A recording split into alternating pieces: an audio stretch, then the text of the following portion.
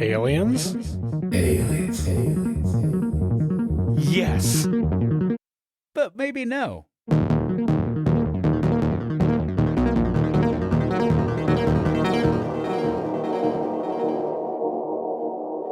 All right, hey guys, welcome back. This is the show Aliens, Yes, but Maybe No with Josh and Travis. I'm Travis. And I'm Josh. This is an otherworldly podcast as ambiguous as our title. I felt like I wanted to record that differently. I don't know, that sound okay? Does that sound like the way we normally start this? Yeah, it sounded great. I mean, I'll edit out most of it. Okay, perfect. Edit to a podcaster of my caliber. Yeah. Thank you. So last week we talked about Betty and Barney Hill, not the Flintstones character, which I found out on the show. Yeah, I forgot about that. I binged as much Flintstones as I could. It was a lot of episodes, by the way. Were you Flintstones or Jetsons, man? I like the everyday kind of slog through it that the Flintstones gave me, but I like the world the Jetsons was building. So I guess a blend of both. They kind of both tickle different parts of my fancy. Yeah. Except when you look at the timeline. So George Jetson is like 50 years old and his wife is like in her 30s and they've been married for 20 years. It's the future, man. We can't be prejudiced. That means she was a teenager when they got married. Interesting. It's going to keep me up at night. Well, I'm going to have to watch it now. Well, let it keep you up at night. It will. Let's put this podcast aside and let's just make this a Jetsons podcast, which kind of is similar to what we're talking about. A little bit. I mean, space. not on today's show, but space. Yeah. Well, I mean, a little bit on today's show. We're looking up into space. Oh, yeah. Okay. I mean, if you listen to last episode, you know what we're going to talk about this episode because of the baseline quiz. Yeah. I just like always like to recap our last episode. Oh, I don't. Just a little bit. Hate it. Oh, shit. Okay, so never mind Betty and Barney Hill. Yeah, we agreed in that episode. And if you want to know what we agreed about, listen to the episode. Listen to the episode. Yeah. And you know what? I actually don't remember if we agreed or not. Spoiler for the previous episode. Yeah, listen to it. If you're just jumping in, we just ruined it. Okay, this week we are doing the famous Phoenix Lights. So here is the story of the Phoenix Lights. Okay. It was the evening of March 13th in 1997. Boy, settle in. Yeah, get your cocoa. Across the clear night skies of Arizona, Nevada, and even parts of Mexico, people reported seeing something unusual, a mysterious craft. What began as few isolated sightings soon became an event witnessed by thousands. It started just after 7 p.m. in Henderson, Nevada, where a man reported seeing a V-shaped formation of lights moving through the sky. The strange lights continued south, and soon the phones at police departments and news stations began ringing off the hooks as more people described seeing the same formation. An immense, silent craft the size of several football fields with 5 to 7 lights moving steadily over the desert. The lights were unlike anything witnesses had ever seen. They were evenly spaced, flying in a triangular formation over homes, highways, and neighborhoods. Some described the lights as amber-colored or bright white, while others claimed to see enormous dark structure connecting the lights. So large, they said, that it blocked out the stars. By 8:30 p.m., the lights reached Phoenix, Arizona, where hundreds of residents, entire families, police officers, doctors, and more watched the phenomenon unfold. People stepped out of their homes, pulled off the highways, and gathered outside in stunned silence as the lights drifted over the city. The Phoenix Lights incident left a lasting mark on all who witnessed it. With thousands of people reporting the mysterious V-shaped lights, the sheer volume of testimony makes it one of the most credible and widely witnessed UFO sightings in modern history. Okay, so that's a little bit of context for what we're going to talk about today. Yeah. Right? That's the initial story. That is the story. Aliens came to Arizona. What do you think it means when phones ring off the hook? So I have a cell phone. There's not a hook that I put it on. Oh, come on. Don't do this. What does that mean? We all know phones were originally on hooks. Do we know that? Yeah. How long has it been since you've seen a phone on a hook? I don't know. It has been, I'm 35. It's a weird phrase I think that should be retired. But I think it's been probably 25 years since I've seen one because we were early adopters of the wireless phone. We still called it a hook, even though there was no hook. There was a little charging base. Yeah, like a port. Yeah. We did have like 1 or 2 phones in our house that had cables, but yeah, we had wireless phones. My mom even got one of those like headsets that you wear that look absolutely ridiculous. That you see middle-aged men wear in their cars sometimes. But bigger because like these with phones, the big microphone. No, it was, you put like a headphone on and then you slide the phone in. Oh, geez. So it was monstrous. Well, your mom also cut your hair. With a Flowbee. Actually, I started doing, Josh, when I turned 14, I started cutting my own hair with a Flowbee. Okay. Oh. I didn't have my mom do it anymore. That's confidence. It was confidence. It was the same haircut, a bowl haircut for the rest of my... Do you want to explain what the Flowbee is to our listeners? It is a brilliant invention. Have you ever cut your own hair and thought, oh, I hate the cleanup of this. This sucks. Well, the Flowbee is here to tell you it will eliminate all of that cleanup because you hook this thing up to your vacuum and it not only cleans it up, but it pulls your hair through the cutting device. You don't even need a comb. It pulls the hair out. Well, it lifts it up. It sucks it up into these cutters, and then it cuts it. So you get a nice, even cut and no cleanup. No muss, no fuss. That's perfect. So it sounds like your mom bought... the future. Yeah, futuristic gadgets. Uh-huh. We were talking about Jetsons before. This is like what the Jetsons would use to cut their hair. Yeah. It would be like hooked up to Rosie, their in-house robotic maid. She would have like a vacuum attachment with a hair cutter. And I think that was probably an episode. Probably. Okay, so what else can we talk about with this first bit of storytelling? I mean, one of the biggest things to talk about are the witnesses. So people pulled over on the side of the road, and then what? When they got home, they called it in, or how was... There were people that How called... do we know so many people called in? This is considered to be one of the biggest sightings in American history, right? Yes. So there were people already at home. They stepped out. There was people that were driving and just like, what the fuck is that? Swerved off the road. Sure. That's editorializing, though. Yeah. A little bit. I want to keep it hot. And there's people everywhere. There's people anarchy in the streets. Cats were living with dogs. Rain was falling up. But yeah, the witnesses are the main thing about this whole story. Is that first there were so many, and then we've talked in other episodes how eyewitnesses, sometimes it being different, like the aerial school, it seemed as though they didn't corroborate. Right. They're just like 62 kids. Sure, man. Their testimony is golden. But them not corroborating and showing different things, it kind of gave it a little bit of validity, which made it seem like, okay, they didn't come up with this together. Each of them saw something, but it wasn't a story that they all got together and decided to lie about.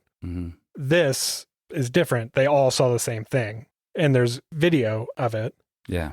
People from all walks of life seeing this. So I think we should go over some of the witness statements. Okay, let's do it. So one of the witness testimonies is Dr. Lynn Katai, an esteemed physician and health educator, is one of the most prominent witnesses of the Phoenix Lights.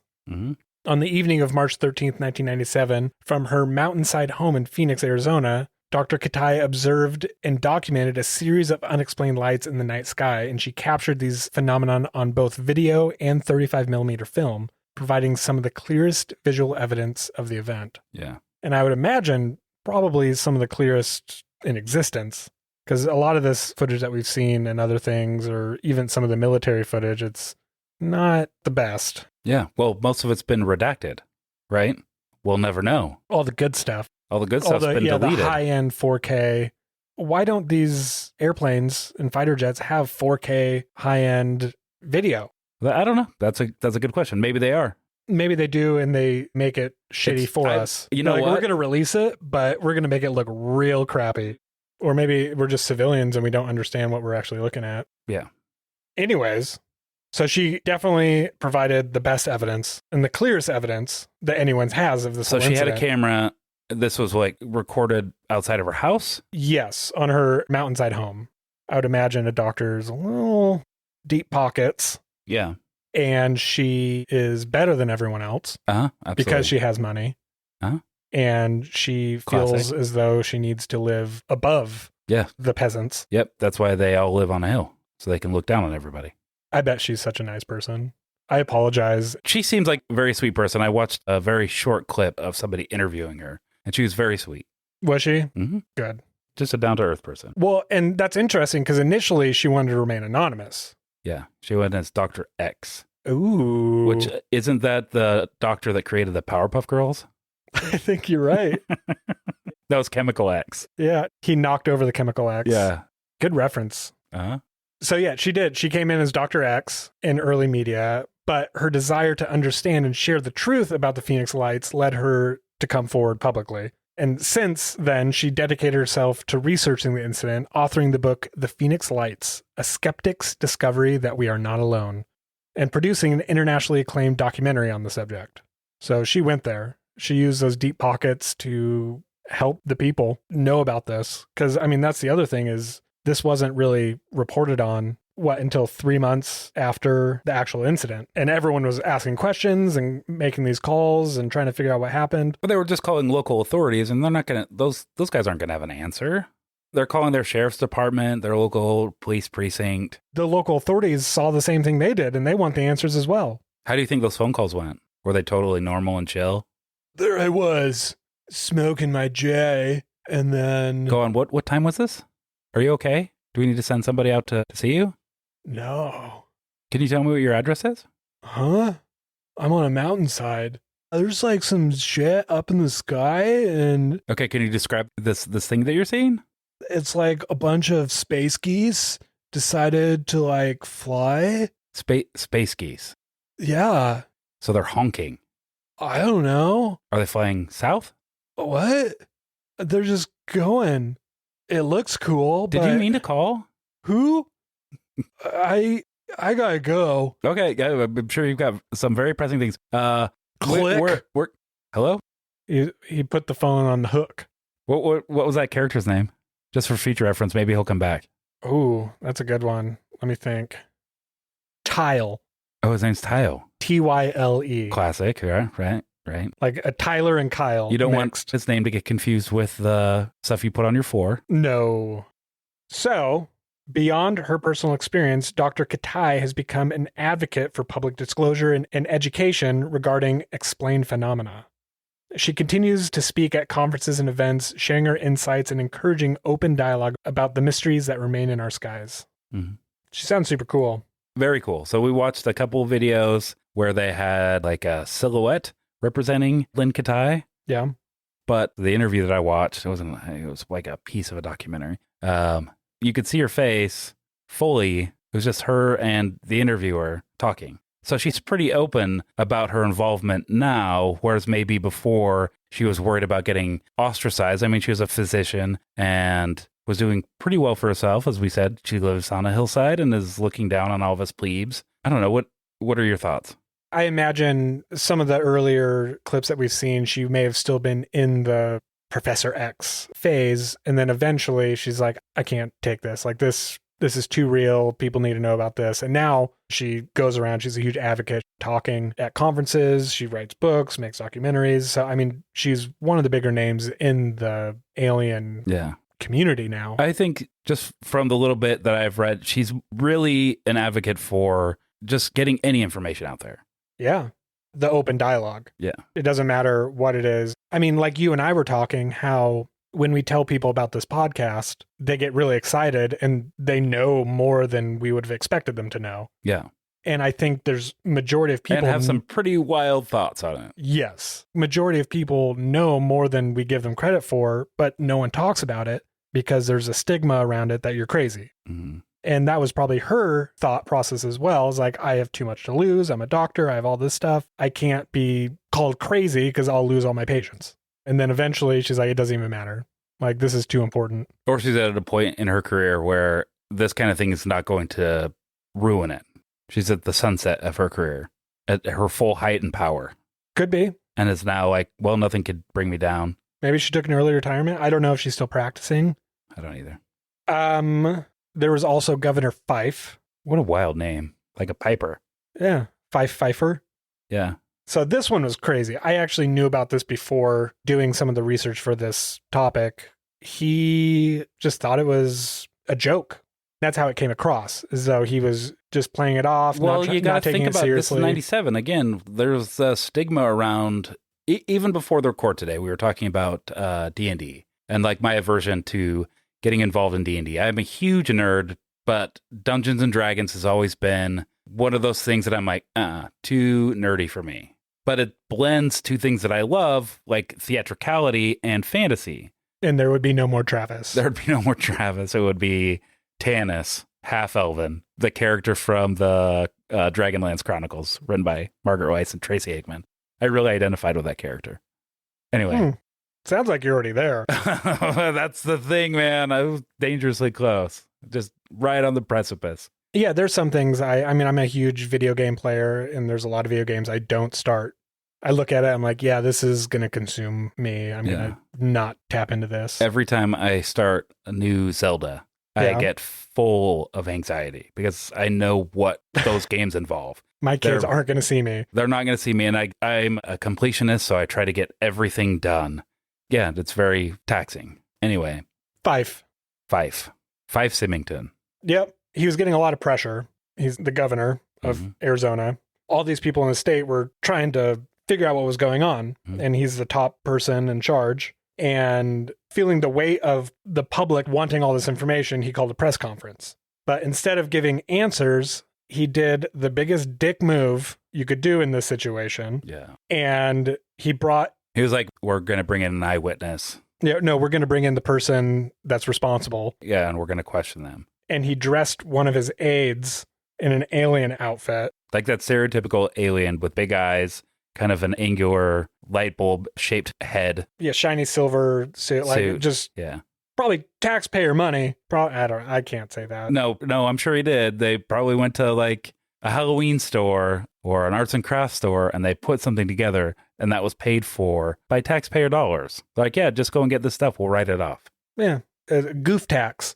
Is that what it's called? Yeah, it's called a goof tax. If any politician wants to make a goof, they just take it out of taxpayers' money. Yeah. I'm going to go do a goof. Easy. So he meant for it to be a joke to ease the tension, probably saying like, okay, guys, like get off my back. I'm only doing my best. And it came across as an insult to all these people who saw what they saw. Yeah. Well, and then legitimizes the marginalization of these testimonies, right? This is a governor of a state making fun, punching down on these people that all claimed to have seen this thing. And then the biggest shocker of all was that he considered himself one of these people, like had seen these lights. Yeah. Years later, in 2007, Symington admitted that he too had seen the lights, and he described witnessing the massive silent V-shaped craft unlike anything he'd ever seen in his years of piloting. So yeah, he was a pilot, and he said that, I know just about every machine that flies. It was bigger than anything I'd ever seen. It just felt otherworldly. Mm-hmm. So his confession added a new layer to the Phoenix Lights mystery. While he maintained that he staged the press conference prank to keep the public calm, his own sighting confirmed what many residents had been saying all along. It's real. We saw it. What is it? Yeah. That's just a wild statement. I'm a pilot, so I know about every machine that flies. That's like saying I've had one beer. I've had a Budweiser, and now I'm familiar with all styles of beer. I mean, he could be an enthusiast. He could, but it's not like that knowledge just comes with being a pilot. Yeah. It's just a weird flex. It is. Absolutely. So let's talk about a little bit about what's going on in popular culture then. The first Iron Man had been out. We'd started to see this big Marvel run. Nerd culture was really ramping up. And this guy was like looking at the tide shift, like jocks down, thumbs down, fart sound. Nerds, opposite of fart sound, thumbs up. I would imagine opposite of fart would just be like a slide whistle. Whoop. Like someone else farts and then you suck it back up. Okay. This is getting weird. So 1997, when this event happened. Just to be fair, you gave it a sound. I was just yes-anding you. 2007 is what you're talking about, where there's an uptick in sci-fi and cool shit in media. Well, popular culture had been shifting towards comic book movies, and we saw that especially in like the 2010s up until most recently, where now it's kind of on a decline. But that was, when I was a kid, that was what I always wanted to happen, but was pretty sure would never happen, was that the things that I was very interested in, which is comics and fantasy, was going to be popular. Because even those movies were kind of fringe. We didn't see a whole lot of fantasy movies, especially through like the 80s. Well, 80s was a weird decade, but there wasn't a whole lot of There wasn't a lot of high quality. No, we got like Star Wars, even the Star Trek movies, though, just kind of failed. Yeah. And then Star Wars, we didn't see anything after Return of the Jedi for 20 years. Yeah. It wasn't part of popular culture. And so when I think this governor started to see it like a shift, he was like, okay, now it's all right for me to. I just don't like that he was the governor and he was punching down. Like, these are people that were part of his population. And he was like, oh, you guys are a bunch of fringe weirdos. The people who experienced it felt like they were being mocked. Yeah, absolutely. And they were. And that he was basically tongue-in-cheek saying that this is a hoax. Yeah. Which sucks. Big time. So there is a famous person that I learned about. Probably the most famous person in the world. I learned about this person being involved with the Phoenix Lights during our quiz last episode. Mm-hmm. And I only got it right because I copied you. Yeah. So, Kurt Russell, maybe you heard of him. If you've heard of Kurt Russell, it's probably because of the Dexter Riley series that Disney produced, right? The computer wore tennis shoes. My brain had too many pants or whatever. I have no idea what you're talking about. You've never seen the computer wore tennis shoes? No. So this character, Dexter Riley. Is this Disney? Disney. Back in TV Disney's, show? No, it was a movie. Back in Disney's early days, they did a lot of live action, which they're getting back into. But there was this trilogy, the Dexter Riley trilogy, and those included The Strongest Man in the World. He developed a serum that made him super strong, and he enters into this like world's strongest man competition. It's hilarious. Kurt Russell? Kurt Russell. Oh yeah. my gosh. A very young Kurt Russell. Anyway, a very beautiful human being. Some of the most piercing blue eyes you'll ever see. If you've seen The Thing, John Carpenter's The Thing, that is in contrast to like the atmosphere. It's a pretty dark movie, even though it's shot out in the snow, but his eyes just sparkle. Jeez, sounds like not only do you love this man, but you're in love with him. Maybe a little bit. Okay. I guess a little bit of a celebrity crush. I think Kurt Russell's a very cool. I don't like his personal politics, but I find him a very engaging person on screen. Well, let's let the listeners know how he's involved. So he's a pilot too. So obviously he knows all the flying machines that are out there. Your aeroplanes and your whirly birds, your helicopters. What are some other flying machines? The flying machine. biplanes. The biplanes, those bicycles that you pedal that have the wings that flap on the side. They have like 12 wings. Brooms. Mm. Kurt Russell knows all about those. Yep. So he was actually flying with his stepson, Oscar, and Oscar pointed it out, and Kurt wasn't really sure what to do, so he called it in. He saw these lights, and he's like, I don't know what they are. Called it in. Which is the correct thing to do. Yeah. Right. And you see something, say something, right? That's what you always say. That's what I have tattooed on my ass. Where nobody could see it. Well, that's why. I mean, if they do see it, they need to say something. Yeah. I don't want my ass hanging out. It's actually a good place to put it. It is. So they're just out and about flying He was around. flying his son to see his girlfriend. His son was a teenager. And yeah, they were just on like a very cool, very rich person type thing to be doing. Like, let's just go on the plane and we'll go and visit your girlfriend. Yeah, they probably lived on a mountainside. Just go mountainside to mountainside. Yeah. Yeah, you don't even have to touch the disgusting middle part of it. Okay, so he's flying a private plane going into Phoenix with his son. As they approached Phoenix Sky Harbor Airport, something caught his eye. A set of brilliant lights in a perfect V formation hovering over the city. Russell was puzzled, unable to identify the lights, so he contacted air traffic control. He said, "Do you guys know what's going on here?" The air traffic controllers were equally baffled. They had no record of any aircraft in the area, and they saw nothing unusual on their radar, which is weird, right? Yeah, a lot of historical UAP incidences usually show up on radar. Isn't that... Oh, they usually show up? A lot of them do show up on radar, But this time it didn't? This time it did not. Isn't that convenient? Russell continued to monitor the lights as he prepared to land, describing the formation as both unusual and eerily beautiful. Once he landed and shared his experience with the authorities, he pushed the incident out of his mind, going on with his life, never suspecting that he had witnessed one of the most significant UFO sightings of all time. Years later, during an interview in 2017, Kurt Russell stunned the world by revealing his involvement. He shared how, after watching a documentary on the Phoenix Lights with his family, he had a sudden realization, and that was that he was that mysterious pilot who reported the sighting to air traffic control. I don't know what late night show it was on. Maybe Kimmel? He was on with his son, and they were talking about it. Interesting. I imagine he was super excited when he was watching the documentary. He was like, I'm part of this. In you the know documentary? what? I'm going to say I was the pilot. That's what you're going to say? Yeah. How old were you in 97? I was 10. You're, yeah, old enough. Yeah. Old enough to cry, old enough to fly. That's what you say. Yeah, I have that right under my tattoo. You've got a lot of tattoos. Yeah. What a time to find that out. My body is a story. You're like the guy from Memento, Yeah. where you just write down all the stuff that happens to you. Get it tattooed. But it is wild that just a normal thing. He saw something weird. He didn't make anything of it other than, I should probably call it in. That's that. And then years later, he's like, holy shit, that's what I saw. Like, I would get super giddy. I'd go on Kimmel 2. Mm-hmm. Not Kimmel 1. No, you go on Kimmel 2. I'd go on Kimmel 2. Yeah. The new updated version. On ESPN 3. Yeah. So there have been official explanation. And when we say official, that means government explanation, right? Okay. So the U.S. Air Force claims both events are attributed to military activities. The V-shaped object, they say, were 5 A-10 Warthog jets flying in formation as part of an Operation Snowbird, a training program at Davis-Monthan Air Force Base. The stationary lights, they said, were illumination flares dropped by the A-10 aircrafts during the training exercise. Okay. So that is the official statement. I guess you're going to say that that's not official or that's not true. I don't know. I mean, there's a handful of things that don't line up. So the timing discrepancies, while the flare drop aligns with the second wave of sightings, it doesn't explain the V-shaped objects reported hours earlier.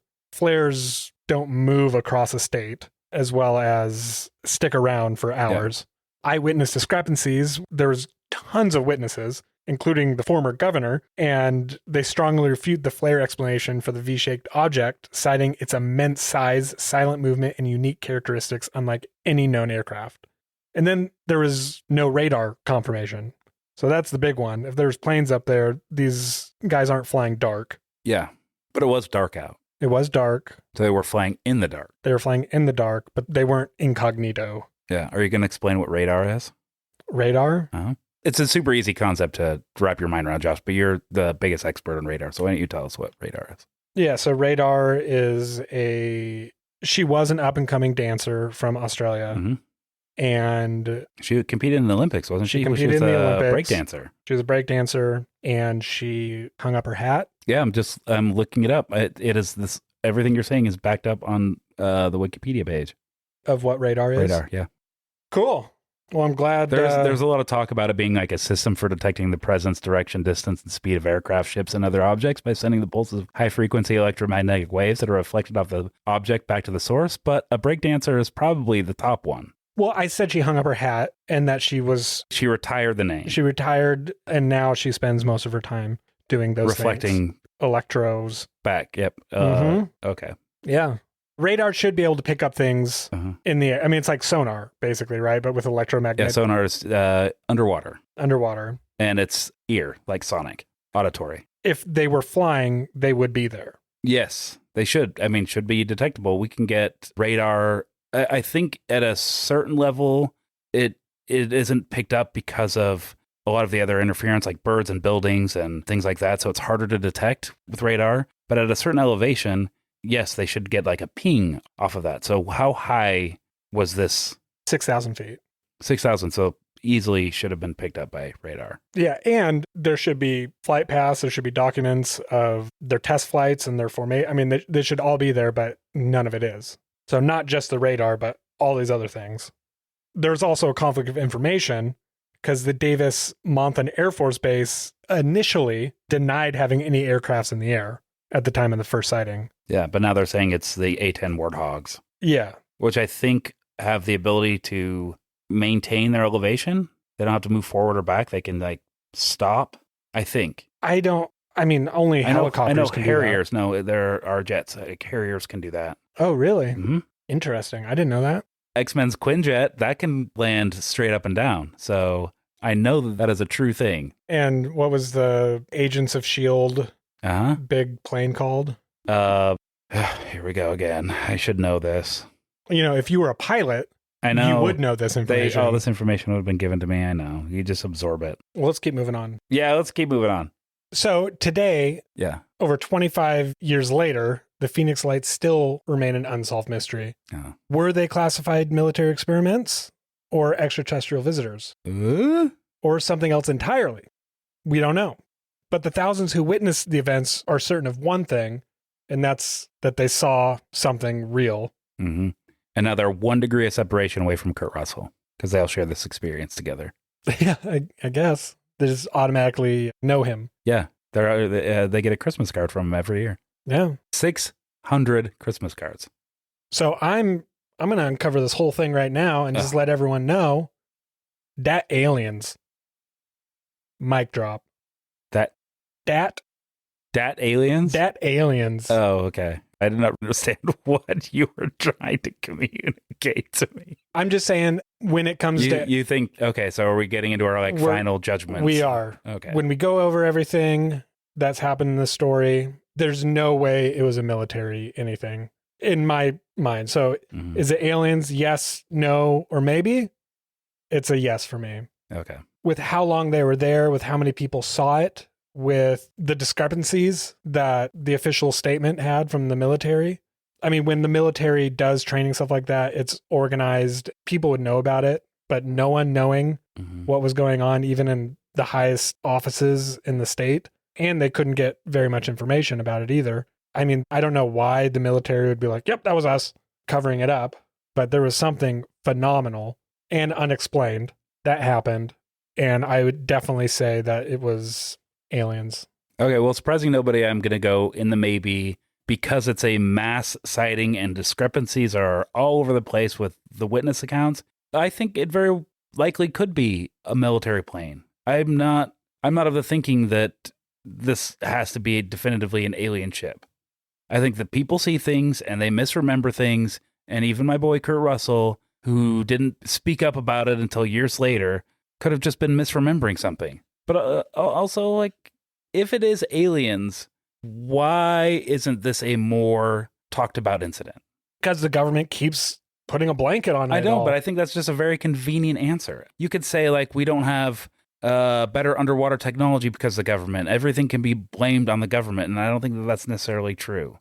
But if it is, you'd feel real dumb, huh? I would feel like a complete idiot. Legally, I am a moron. You're projecting your lack of memory onto the eyewitnesses. I'm not projecting my lack of memory. I think I've got a pretty okay memory. I think it fair. What are you doing? Why are you attacking me personally? What is going on here? No, I think that memory is a faulty thing, and it's not to be taken as the only accounting of something. We have some really grainy footage from Dr. Katai, and I think that's great, but to me, it's not definitive. It just looks like lights in the sky. And that's just me with my dumb eyes looking at an object on a screen. What would be definitive to you? What do you want? I want very clear messaging from the government, and I want something that's not super grainy. I mean, what we're talking about right now is like these Bigfoot sightings where they're grainy and it's Bigfoot from a distance, and people are insane about it. I want something that is very clear. You want the government to tell you that not it's real. just the government, but I want the images to be clear and not editorialized by witnesses saying that this has to be aliens because it's something that they can't define or maybe something they haven't seen before. You need aliens in and around your mouth for you to believe. Yeah. I get it. Yeah. I get it. You love fantasy. I mean, this is a mass sighting. It's a side effect of human language where we're not all the same. Our brains aren't the same. So you and I could see something. We would use different words to describe what we saw. Like if we were to describe a car wreck, you might say a car. When it was a truck, we all know that some people just refer to vehicles as cars. I refer to all vehicles as vans. Vans. Okay. So we saw a van crash, but it was actually like a Honda Civic. But these are smart people. I mean, it's police officers, the governor. You assume that. We don't know that those people are smart. Doctors, truck drivers. Oh, some of the smartest people on planet Earth. They know every land vehicle. Yeah. So yours is a maybe. I'm okay with that. I can live with that. I'll sleep tonight. It's a mid maybe. It goes between high and low, but it's a definite maybe. It's a definite maybe for me, dog. Okay. Not going to Hollywood with this one. Okay. Well, I respect your opinion. I respect your opinion too. I'm eager for you to learn more, and I'm eager to learn more myself because I'm learning along with you. I feel like once we get to a point, we'll have so much information that it's going to be hard to deny. That's what I forecast. For you and for me, or are you withholding some information from me and waiting for that shoe to drop? I feel like I'm already there. I'm forecasting that for you. I mean, we've only done 10 episodes. Mm. There's some of the bigger ones, but there's tons and tons of stuff out there, and we're still learning more every year. Yeah. So with that, Oh, fuck. our next thing that we're going to learn What the fuck is this? Hollow moon theory? is the hollow moon theory. I have no idea what this is. Oh, this sounds insane. So I was talking to a researcher, Jordan. Mm-hmm. She said that she is slowly going to introduce us to things that are a little more strange. I don't know if this is it. This sounds cuckoo bananas. There's a lot of crazy things out there, and she didn't want to scare us right off the bat. No, that's fine. That's how you cook a frog or a lobster, right? Is you put them in water and then you just slowly start to turn up the heat, and before they know it, they're already cooked. Yeah, That's kind of this experience. Slowly introducing these weird things to us, and then suddenly I'm going to be like that meme of Charlie Day and It's Always Sunny with all the strings connected, and just a wild look on my face and probably a bunch of paint dripping out of my mouth. Okay, so I know nothing about this. Have you heard of anything? I've heard of it. I imagine, I mean, just off the name, people are thinking potentially that the moon is hollow, which is fun. Okay, well, let's get into this. Mm-hmm. First question, what is the hollow moon theory? Is it a theory that one of Mars's moons was once a space aquifer? Is it a theory that one of Jupiter's moons is a spaceport? Earth's moon is entirely hollow? Or one of Mars's moons is an abandoned spacecraft? I mean, I'm just going to go with the obvious. Yeah, same. And say the moon hollow. Was a space aquifer? Oh. That the Earth's moon is entirely hollow. I mean, all of these sound really interesting. There might be a theory for each one of these. So is that what you're saying too? The hollow? I don't see any other choice. Although I do like the idea. I don't think, does Mars have a moon? I don't know. I don't think so. I'm not a moon scientist. Yeah, I'm not a moon doctor either. So next question. Which Apollo mission is most closely associated with the hollow moon theory? So is it Apollo 11, Apollo 12, Apollo 13, or Apollo 17? So Apollo 13, that was the Ron Howard movie. So I'm going to rule that one out. I'm going to say Apollo 17. Just going with my gut. But I'm probably wrong, and I'm probably going to get dragged through the coals. I don't know much about any of the Apollo missions, so I'm going to say Apollo 11. I think you're wrong. Okay, next question. What is the main piece of evidence cited by proponents of the hollow moon theory? The presence of artificial structures on the moon's surface? The unusual composition of lunar dust? The moon's low density compared to Earth? Or the moon rings like a bell? What does that mean? Like you just get a big mallet and can hit the side of the moon and it goes bong? Yeah, maybe. If it's hollow. I'm going to say the moon's low density compared to Earth. That would be my guess. Yeah, I mean, I think that's mine too. Okay. Just deducing. Yeah, because the Earth is pretty dense and we've got, all the layers. Yeah, and it doesn't dong. It doesn't dong. Josh and I just shared a very weird look. We were both thinking that penis, right? Yeah, we were both thinking of a sex joke. Yeah. We were coming up with something. Yeah. Like, who does dong though? This guy. Who has two thumbs and dongs all day, all night long. This guy. Okay, next question. According to the spaceship moon hypothesis, who created the moon? Humans from the future, the reptilians, the Anunnaki. What is that?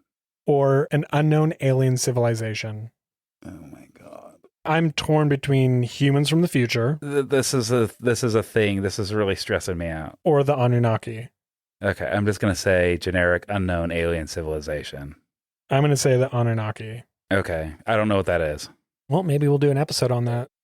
Next question. Fuck, I'm stressed out about this. Which of the following claims about the moon's crater is cited as evidence for the hollow moon theory? The craters contain evidence of mining. The craters absorb objects like a sponge. The craters have a uniform depth regardless of impact size. The craters emit strange lights and magnetic anomalies. I don't think they have uniform depth. I think that there are Yeah, they all have different depths. For different sure. depths, and they have some that are much deeper than others. So I'm going to rule that one out. Evidence of mining? Yeah, that's. What are there, like a bunch of pickaxes around and some dwarfs? I mean, that one's creepy. The strange lights is creepy. All of these are creepy. I'm going to say B. Craters absorb objects like a sponge. I was thinking that, but it's so weird. This whole theory is weird. It's true. I'm going to say evidence of mining. Okay. All right. Well, let's see how we do. Oh, wow. I did much better than I thought I was going to do. I did real bad. Did you? Yeah. Tables have turned. What is the hollow moon theory? We both got that right. The moon being hollow. Right. Easy. Which Apollo mission is most closely associated with the hollow moon theory? I knew 17 was like an important one. 11 was an important one. 13 immortalized. The answer is 12. So I said 11. You said what? 17. 17. Okay. So we both got that wrong. Yeah. What is the main piece of evidence cited by proponents of the hollow moon theory? We both said Oh my God. the moon's low density compared to Earth. The answer is the moon rings like a bell. Who is how does it ring like a bell? How do we know that? Like, is someone just up there with a little hammer hitting it? Yeah, Do we've been there. But that's what people are just hitting the moon with their hammer and saying like it sounds hollow. So we've got a cave system here. Yeah. If you stand on top of those caves and you hit the top of that with a hammer, does that ring? What if it makes a sound when the aircraft or the spaceship Lands on it? lands? That'd be weird. Well, I'm curious to learn more about that. Okay, so next one, according to the spaceship moon hypothesis, who created the moon? I said the Anunnaki. You said an unknown alien civilization. Yes. That is correct. Unknown alien civilization. Dang it. Okay, fine, I'll give it to you. Only because you got it right, though. I don't believe this next one. That can't be right. So, last question. Which of the following claims about the moon's crater is cited as evidence for the hollow moon theory? And the answer is the craters have a uniform depth regardless of impact size. That's interesting. And that could explain everything. I mean, no. Explain everything? No. Yeah. Everything's a big word. That no matter what hits it, it stops at the metal plate underneath. But that's not true. There are craters up there of varying depth. I guess not. Maybe we just assumed. No. Maybe they're not varying depths, but it's just varying widths and sizes. No, I don't believe that for a second. Well, I am excited to find out all about this because this is fascinating. Yeah.